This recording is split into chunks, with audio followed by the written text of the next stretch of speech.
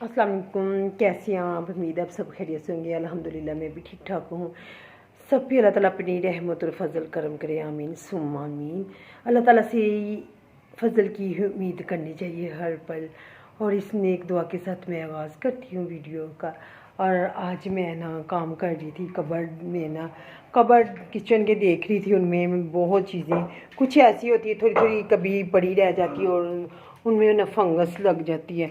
और मैं वो देख रही थी, कुछ कबर्ड में चीज़ें पड़ी हुई थी, मैंने ना उनमें से निकाली और कुछ सफाई की है कबर्ड की। और चीज़ें जो होती है ना वो पड़ी पड़ी बरसात के मौसम में कुछ पड़ी रहे ना, तो वो उनको ना धूप ना लगवाई जाए और वो ख़राब हो जाती हैं। तो वो मैंने कुछ निकाली है। धनिया सूखा पड़ा हुआ था, वो रखा हुआ था, कभी मौसम धनिए का था, तो उस वक्त बहुत माशाल्लाह से हमारा ना पहले से धनिया आया था। अबू के ने लोगों ने ना लगाया हुआ था, अबू मेरे देवर जो काम करती है ना ज़मीन पे, उन्होंने धनिया लगाया हुआ था और भी माशाल्लाह से सब्ज़ियाँ लगाती हैं। और बैंगन वगैरह ये सब्ज़ियाँ वगैरह उन्होंने लगाई होती है। तो वो धनिया उधर से आया खुला, तो वो मैंने काट के सुखा लिया। वो देखा ही नहीं दोबारा, वो ऊपर ही पड़ा पड़ा उधर ही ख़राब हो गया। तो इस तरह चीज़ें जो पड़ी हो ना उनको एक नज़र देख लेना चाहिए। मैंने तो देखी नहीं, बाय दुकान से मंगा लिया, बस वो पड़ा हुआ उधर ही रह गया। तो अभी इंशाल्लाह आगे एहतियात करूँगी। मुझे दुख होता है, ऐसी चीज़ जो पड़ी होती है वो ख़राब हो जाए तो उसका बहुत दुख होता है। दाल थोड़ी सी पड़ी हुई थी, तो वो मैंने देखी, ये देखे और धो लूँगी अब। ठीक है, वैसे इतनी ख़राब नहीं हुई, तो भी माशाल्लाह से ठीक है, ख़राब नहीं अभी हुई। देखे तो ना और भी चीज़ें पड़ी हुई थी। मेरे हस्बैंड ने की दवाई बनाई हुई थी, किसी ने दी थी। ये देखे इतने बादाम डाले हैं, इतनी चीज़ें डाली हुई हैं, ये देखें। और बहुत अच्छी दवाई मेडिसन सी थी। मैंने कहा चलो खा नहीं रहे थे, मिश्री डाली हुई है। अब तो कड़वी हो गई है दवाई, इतनी ख़राब सी होगी। तो मैं कह रही थी मुर्गों को डाल देती, चूज़ों को, वो खा लेंगे। बादाम वगैरह थे, मिश्री थी और चारे मगज़ थे। बहुत अच्छी दवाई बनाई थी, तो लेकिन उन्होंने खाई ही नहीं है। ताकत की थी, उनकी टांग में दर्द होती थी, तो किसी ने ना लिख के दी थी, तो वो बनाई थी। वो भी ख़राब होगी, देखी नहीं है, तो वो पड़ी पड़ी उस पर ख़राब हो गई। वो भी मैंने निकाल दी। अब इस तरह फंगस आ जाती चीज़ों में पड़ी पड़ी ना, तो धूप ज़रूर लगवानी चाहिए। मैंने तो ये मेडिसन देखी नहीं, मेडिसन नहीं है, ताकत की दवाई है वो, बादाम वगैरह पीसे हुए थे।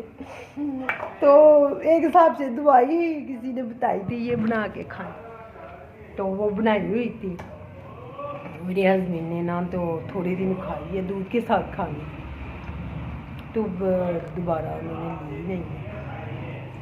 मैं बना रही हूँ अब खीर। मैंने कहा चलो, मैंने मेरी बेटी आ रही, मैं ना खीर बना लूँ। अभी आई नहीं है, मेरा बेटा लेने गया हुआ। और मेरी ना कज़न कह रही थी भाभी मैं ना मकरोनीज बनाती हूँ, तो मैंने कहा चलो ठीक है। उनको भी बहुत खुशी हो रही है कि मेरी बेटी आ रही है और उसके लिए ना वो खीर बना रही है। मैं खीर बना रही हूँ, वो मकरोनीज बना रही हूँ।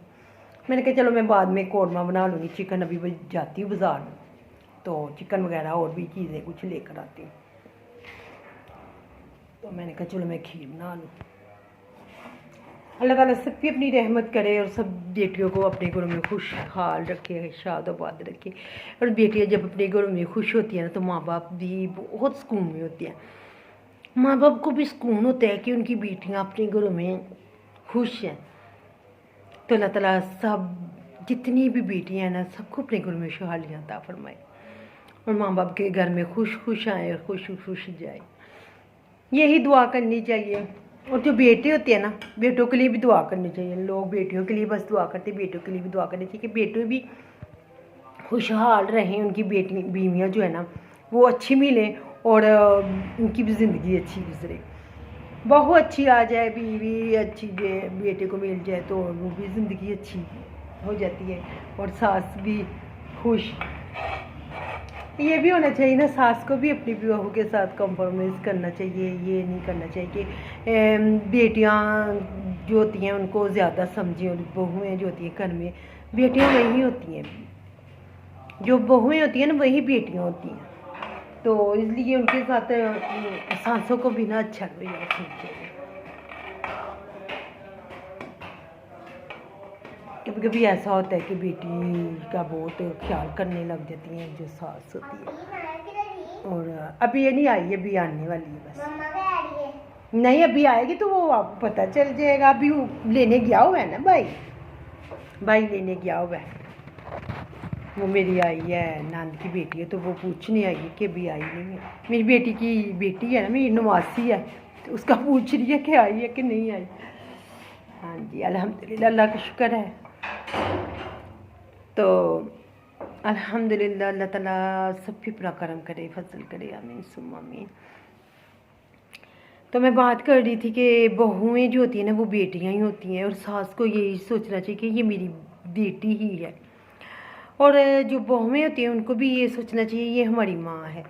और अगर कोई बात कह दे ना उनको, तो यही समझे कि हमारी माँ ही है। हमारी माँ भी तो हमें डांट डपट देती है, इसलिए माँ का और सास भी माँ ही होती है। एहतराम करना चाहिए, इज्जत करनी चाहिए, और बेटियों को भी समझाना चाहिए कि बेटियों को भी कि अपनी सास को ना माँ का ही दर्जा दें।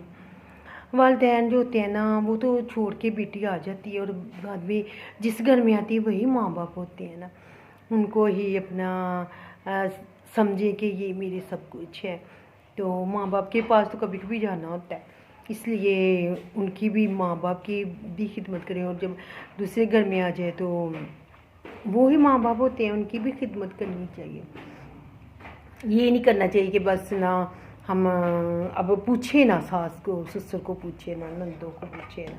पूछना चाहिए, कुछ नहीं होता। अगर नंदे भी आ जाएं तो थोड़ी देर के लिए आती हैं बनकर, तो उनको चाहिए कि सास भी कहीं भी खिदमत करे और अपनी नंदों को भी पूछे।